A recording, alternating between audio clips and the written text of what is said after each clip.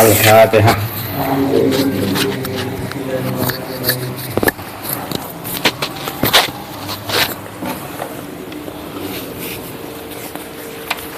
Bismillahirrahmanirrahim. Alhamdulillahirabbil alamin. Wassalatu wassalamu ala sayyidina Muhammadin wa ala alihi wa sahbihi ajma'in. Qalu subhanaka la ilma lana illa ma 'allamtana innaka antal alimul hakim. Qala Allah ta'ala rabbi shrah li sadri wa yassir li amri wa hlul 'uqdatam min lisani yafqahu qawli amma ba'd. Qala al-musannifu rahimahullahu ta'ala wa nafa'ana bihi wa bi'ilmihi fid dharain amin. Wa yajtanibul qadil qada'a ayyukrahu dzalika fi asyrati mawadi'a. Disunnahkan seorang hakim atau qadhi menjauhi beberapa perkara, yaitu akhlak-akhlak keadaan yang bisa mempengaruhi atau membuat citra buruk hasil keputusan pengadilan ini. Ketika melakukan di 10 perkara ini maka hukumnya makruh, ketika meninggalkan hukumnya sunnah. Jadi makruh itu lawannya sunnah, kalau wajib lawannya haram.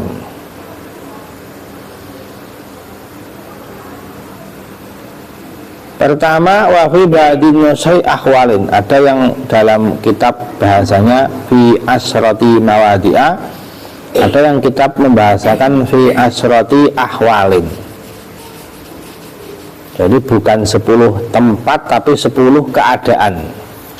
Pertama, indal ghadabi, ketika emosi. Ghadab ini marah-marah. Kadang orang kalau marah-marah itu keluar dari istiqomah, keluar dari i'tidal, keluar dari kenetralan. Jadi qadhi hakim itu kan harus netral. Kalau dia marah-marah nanti bisa kenetralannya itu menghilang atau bergeser. Maka ketika marah yang tidak parah, marahnya itu tidak banget, tidak syadid, marahnya itu hanya agak marah, ini makruh. Tapi kalau marah sekali, marah sangat marah, ini hukumnya haram. Memutuskan dalam keadaan emosi parah, marah sekali, itu nggak boleh hakim. Tapi kalau cuma agak marah itu makruh. Jadi sebaiknya ya jangan pas marah memberikan keputusan. Karena marah ini dikatakan oleh para ulama, emosi atau marah ini adalah sauranu damil qalbi, bangkitnya darah di hati, inda iradatil intiqam, ketika orang ingin melakukan sebuah pembalasan atau penyiksaan atau kekerasan, intiqam ini.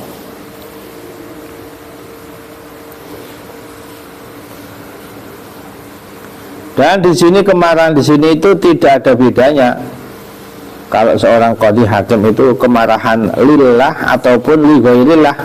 Ada marah karena lillah, marah karena ada orang melakukan keharaman, misalnya marah karena melihat orang zina, misalnya marah karena melihat orang tidak sholat, misalnya, itu namanya marah yang lillah.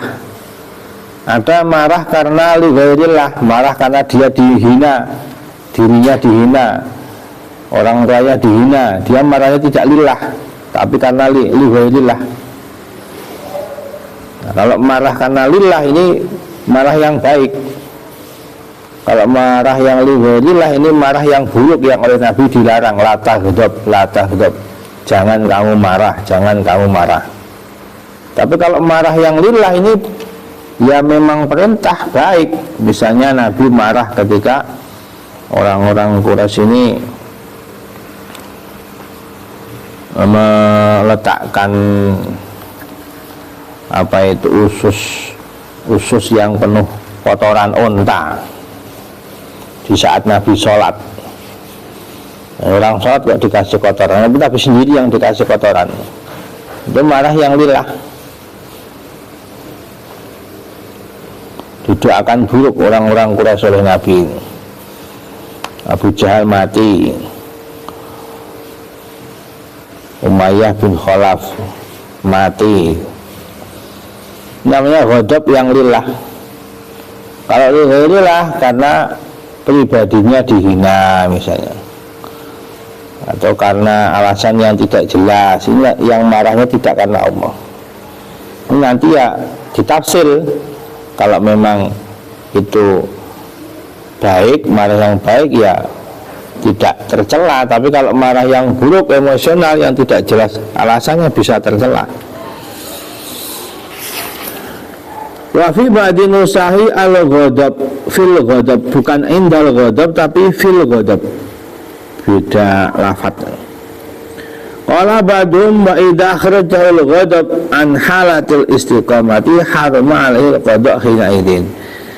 Ini kata sebagian ulama ahli fikih, kalau kemarahannya menjadikan seorang hakim itu keluar dari i'tidal atau istiqamah, itu i'tidal, makna istiqamah itu di tengah-tengah, hanya membela sebelah gara-gara marah. Nah, ini haram dia memutuskan dalam keadaan marah yang keluar dari jalur tengah, keluar dari jalur yang netral. Ini nanti marahnya jadinya haram ini. Walaupun tetap hukumnya ini, hasil keputusannya tetap yanfat, nanti itu hasil keputusannya tetap dilakukan, tetap sah, tapi haram. Ada kadang perkara yang sah tapi haram. Misalnya orang wudu pakai air gosok, sholat pakai baju gosok, menutup aurat sah tapi haram karena gosok. Sama, seorang hakim memutuskan dalam keadaan sangat marah tetap sah, hasil hukumnya sah, keputusan hakim pengadilan sah tapi haram.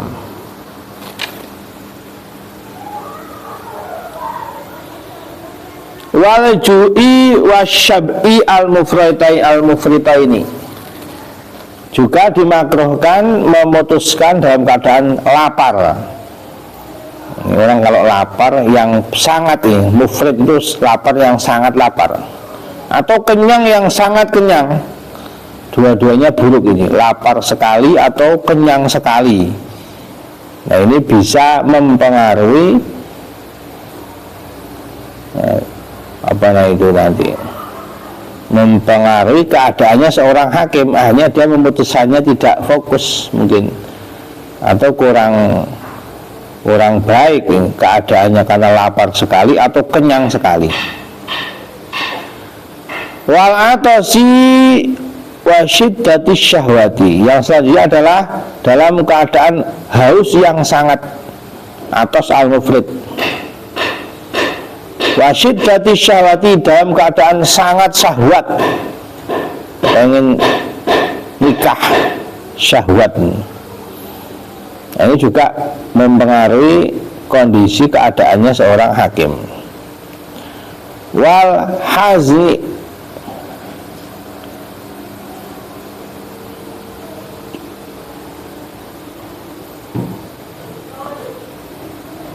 wal hazni, doanya Nabi itu Allahumma in a'udzubika minal hammi wal hazan. Hazan ini susah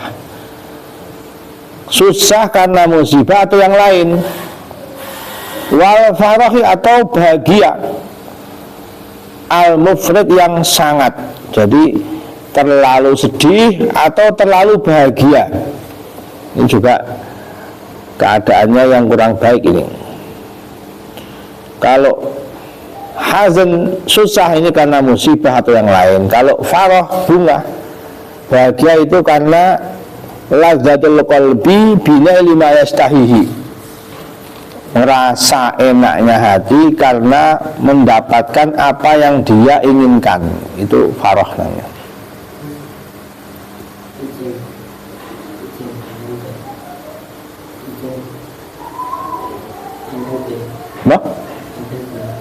Bel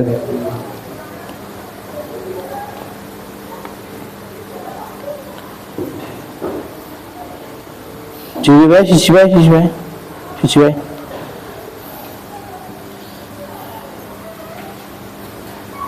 Wa indal maradi, lalu ketika sakit. Ini total 10 keadaan ini. Ketika sakit, ai al-mu'limi, sakit yang menyakitkan mu'lim itu. Kalau cuma sakit ringan, sakit panu apa gatal ya enggak apa-apa.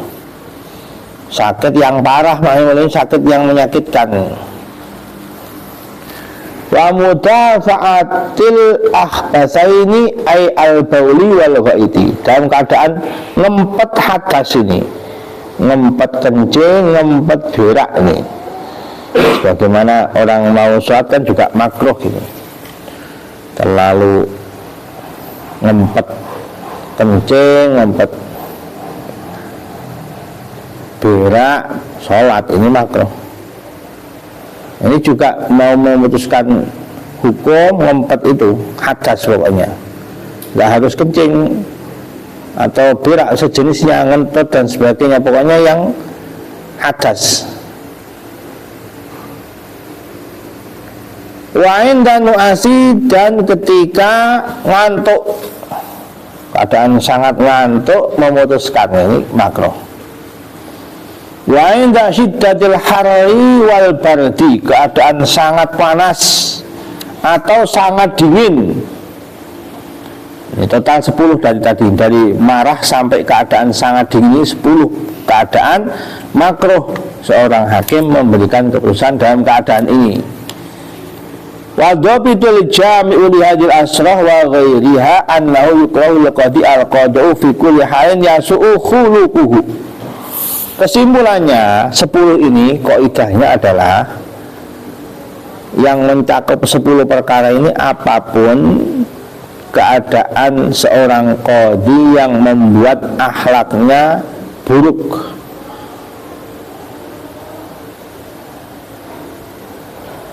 akhlaknya kurang baik, jadinya keadaan dirinya kurang baik,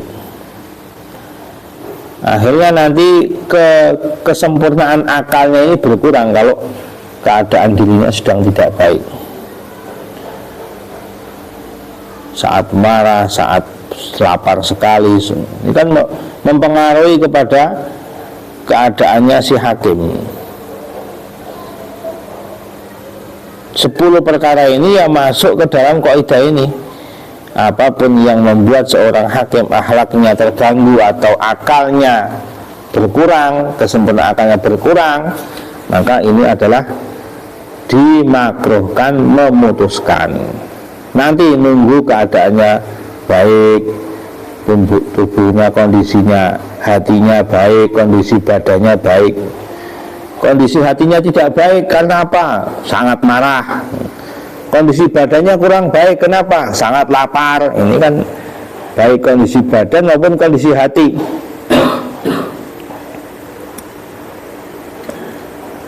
Fi kulli halin yasu'u khuluquhu, gara-gara berubah akhlaknya maka akan berkurang akalnya. Wa idza hakama fi halin mimma taqaddama nafaha hukmuhu ma'al karoha. Karena ini hanya makruh, andaikan kok memutuskan dalam keadaan itu, dalam keadaan sangat lapar memutuskan, dalam keadaan sangat bahagia memutuskan, misalnya sangat susah memutuskan, ini tetap hukumnya sah. Nafadah hukum itu maksudnya hukumnya berlaku. Misalnya kalau dulu hukum Islam berlaku, orang mencuri potong tangan, sudah diputuskan potong tangan, ya dipotong tangan, namanya nafadah hukum. Terbukti orang ini berzina, dirajam, dijilid misalnya. Terbukti minum khamr, cambuk 40 kali, ditambah oleh Sayyidina Umar 80 kali. Ya sudah, laksanakan, namanya nafadah hukmuhu. Dulu Nabi pernah dalam salah satu hadis, Rasulullah SAW dengan sahabat Zubair bin Awam. Itu saat itu Nabi selaku hakim, beliau Nabi kan juga seorang pemimpin, seorang hakim. Terkenal cerita ini Zubair dengan orang lain yang sedang berseteru lah, bermasalah di pengadilannya Nabi. Ini akhirnya Nabi memutuskan bahwa Zubair ini punya hak untuk diberikan hak meminumi air. Mungkin ini perselisihan tentang hak air pengairan ini mungkin. Jadi beberapa haknya dikasih Zubair ini. Terus yang lawannya ini ada ketidakterimaan dalam dirinya ini. Jadi karena Zubair ini adalah anak dari bibinya Nabi, anak dari bibi berarti kan sepupu. Zubair ini sepupunya Nabi. Terus yang lawannya ini tidak terima ini, kok dikasih beberapa yang menguntungkan Zubair keputusannya. Katanya yang lawannya, seterunya Zubair ini, angkana ibna ammatik, apa karena itu anak bibimu Nabi, terus kau dihukumi begitu. Akhirnya Nabi ini wajahnya berubah. Nabi ini orang paling adil kok dituduh hanya gara-gara yang diputuskan itu tidak menguntungkannya, terus nuduh Nabi yang tidak namanya kan. Fataghayyara wajhu Rasulullah sallallahu alaihi wasallam. Akhirnya wajah Nabi berubah. Wa qala ya Zubair ihbisil ma' hatta yablughal ka'bah. Sudah Zubair, jangan kau alirkan air itu, masalah pengairan air ini. Jangan kau alirkan, tahan airnya sampai sekira air itu di mata kaki. Tunggu sampai di mata kaki dulu. Walaupun ini tetap berlaku hukumnya dilihat. Jadi walaupun wajah Rasulullah berubah, berarti kan mungkin ada sedikit kemarahan Nabi karena dituduh Nabi ini bertindak mungkin bagi lawannya kurang adil karena membela kerabatnya ini. Padahal bukan karena itu Nabi ya, karena memang waktu itu yang benar Zubair. Saya sudah memutuskan dengan benar.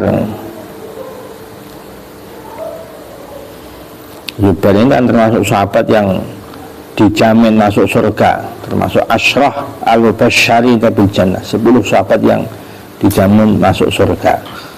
Abu Bakar, Utsman, Umar, Ali, Abdurrahman bin Auf, termasuk ada nama Zubair bin Awam, Sa'ad bin Abi Waqqas, 10 sahabat. Saya dapat ijazah dari guru-guru kami dulu, kalau pengen dapat ilmu mudah, pengen masuk ilmu fikih, ilmu tasawuf, terus setiap selesai salat kirim Fatihah kepada fuqaha is-sab'ah, ahli fikih 7 di zaman tabi'in, namanya fuqaha is-sab'ah, wa ahli sufi as-samaniyah, lalu kirim Fatihah kepada ahli sufi, 8 ahli sufi zaman salaf dulu. Yang terakhir wa ilal asyrah al-mubasysyarina bil jannah, 10 sahabat yang dijamin masuk surga. Itu saya semenjak dapat ilmu itu sampai hari ini setiap salat ngirim Fatihah ila fuqaha is-sab'ah wa ahli sufi as-samaniyah wa ilal asyrah al-mubasysyarina bil jannah. Termasuk yang 10 sahabat yang juga ini adalah Zubair bin Awam. Wala yus'alu wujuban idza jalazal khasman. Wa alam.